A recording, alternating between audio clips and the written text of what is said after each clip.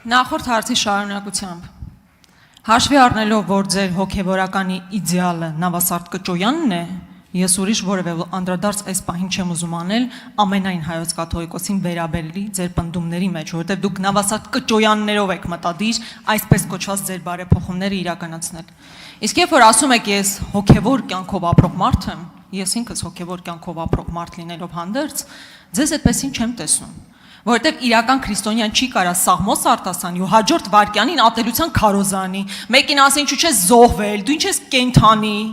որևէ քրիստոնյա այդքան ատելության որևէ մեկի նկատմամբ որևէ բան չի ասում։ Հիմա հարցին գալով։ Քանի որ այստեղ նորմալիզացվեց պիղծ բառը, ես ուզում եմ ձեզ ասել, որ մեծ հաշվով ձեր կառավարության ներկայացրած ծրագիրը հայկական պետության բովանդակության առումով պիղծ է։ Որովհետև այն պնդումները, որը վերաբերվում են մեր սահմանադրությանը, անկախության հռչակագրին, եկեղեցուն, տարածքների հանձնմանը, իրանք որևէ կապ չունեն իրական հայկական բովանդակության պետության հետ։ Այո, մեր պետությունը իդեալական չի եղել, բազմաթիվ խնդիրներ են եղել եւ մինչեւ ձեզ եւ ձեզանից հետո, բայց չի եղել Ադրբեջանի կողմից պարտադրվող բովանդակությամբ Հայաստանի Հանրապետություն։ Այդ համարակալման հետ կապված իհարկե ելույթում հանդես կգանք, բովանդակային առումով դրա մասին կխոսենք, իսկ հիմա հարցս կոնկրետ ձևակերպեմ։ Ձեր ելույթի ընթացքում ասում եք, որ սահմանադրության փոփոխության հարցը մի բան է, որ ժողովուրդը ձեզ լիազորել է իր ընտրությամբ։ Իհարկե ընտրության լեգիտիմության մասով էլ մեր դիտարկումները կանենք, բայց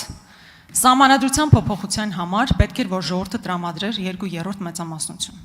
Ինչպես տեսնում եք, նույնիսկ բարգավաճի մանդատները վերցնելով 3/3 եք ձևավորել, 2/3 չեք ձևավորել։ Ավելին դուք նույնիսկ ահաբեկել եք ժողովրդին, որ եթե մեծամասնություն չստանանք 2/3 կլինի պատերազմ։ Հիմա ինչպես եք ասում, որ ընտրություններից առաջ ժողովուրդը ձեզ թույլ է տվել, որպեսզի սահմանադրությունը փոխվի։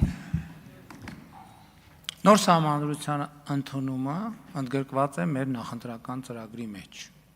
եւ նաեւ որոշակի թվաբանական հաշվարկով, եթե սահմանադրական հանրաքվեում կողմ քվեարկի այնքան քաղաքացի, եթե որոշակի պայմաններում ինչքան քվեարկել է քաղաքացիական պայմանագիր կուսակցության օգտին, այդ դեպքում նոր սահմանադրությունը կընդունվի։ Ինչ վերաբերվում է սահմանադրությանը եւ սահմանադրականությանը եւ պղծությանը, եկեք ի վերջո չմոռանանք, որ ձեր առաջնորդը, անձամբ ձեր առաջնորդը 1998 թվականին Հայաստանի նախագահի պաշտոնում կարգվել է Հայաստանի Հանրապետության սահմանադրության կոպտագույն խախտմամբ։ Դուք այդ ինչ լեգիտիմությունից եք խոսում։ Լսեք, ով լեգիտիմությունից խոսա,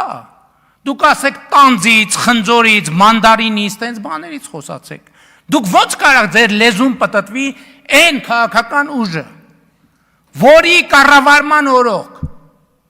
մի հատ ընտրություն չի եղել չկեղծված, տոտալ կեղծիքների միջոցով, բռնությունների եւ սպանությունների միջոցով Հայաստանում 2-3 անգամ իշխանությունը զավթած քաղաքական ուժը եկել աստեղ խոսում է լեգիտիմության մասին, դուք ինչ կապ ունեք ընդհանրապես լեգիտիմության մեջ։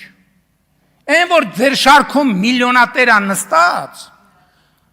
դա դուք ինչ լեգիտիմության մասին եք խոսում։ Եվ այո, այսօրվա Հայաստանի Հանրապետության իշխանությունը լեգիտիմության խնդրեմ ունի այնքան ժամանակ, քանի դեռ Քոչարյանի կլանը չի ունեզրկվել բարից մինչև վերջին կոպեկները դուք էլ իրանց հետ միասին։ Եվ այո, իմ մանդատն է եւ իմ պարտավորությունն է, որ Քոչարյանասերժական կլանը պետքա ունեզրկվի օր առաջ, րոպե առաջ։ Եվ ես Հայաստանի Հանրապետության ժողովրդի անունից դա պահանջում եմ Հայաստանի Հանրապետության դատա իրավական համակարգից։ Եկել եք հիմա էլ բարգավաճ Հայաստանի բանն եք լացում, դարդն եք լացում։ Մեկը լինի ձեր դարդը լացի, դուք ինչ եք եկե բարգավաճ Հայաստանի դարդը լացում։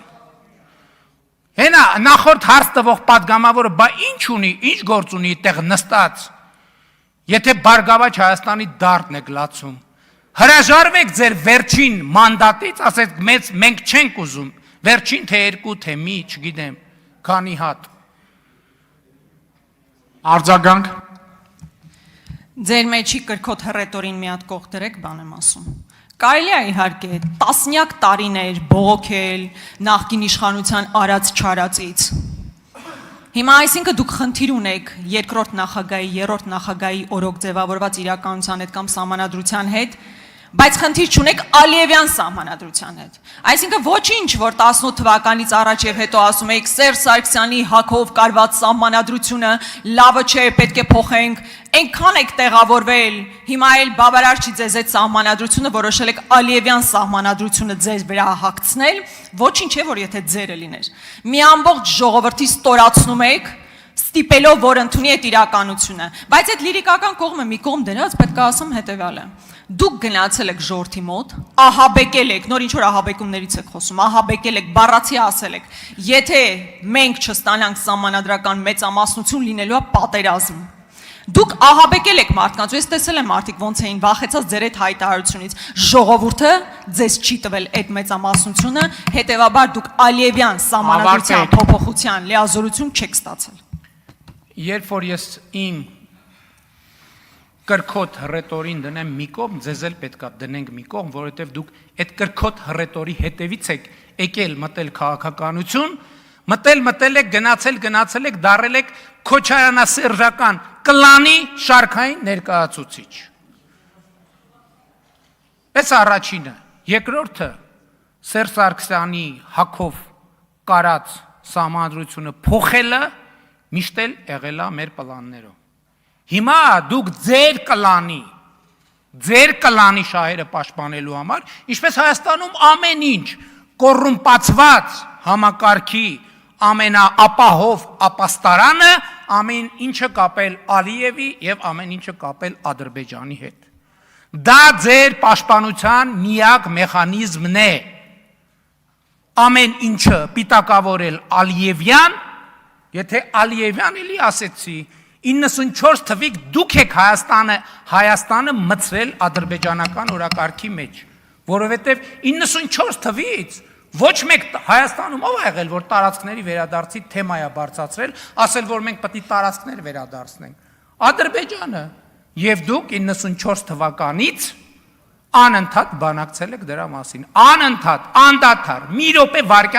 վարկյան ու դադար չեք ունեցել։ Հետևաբար, եթե Հայաստանում կա ադրբեջանական օրակարգով շարժվող ուժ, այդ ուժը դուք եք։ Ռուբեն Մխիթարյան, դալիճում չէ։ Ռուստամ Բաքոյան։ Շնորհակալություն։ Այդ